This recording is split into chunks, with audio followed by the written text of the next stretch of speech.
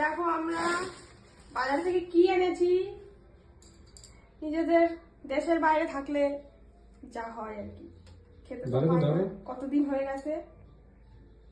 এরকম করে ধরো, দেখো আমরা কি এনেছি, ইলশা ফিশ। ওরকম ঘুরো ওরকম। বাঙালির হলো ইলিশ মাছ ছাড়া চলে না।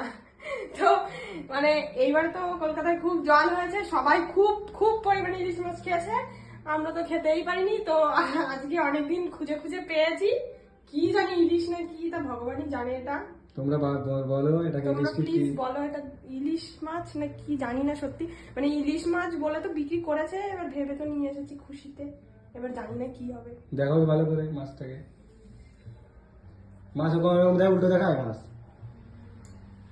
এইরকম। হ্যাঁ, হাত ছাড়ানো করতে 1 মিনিট।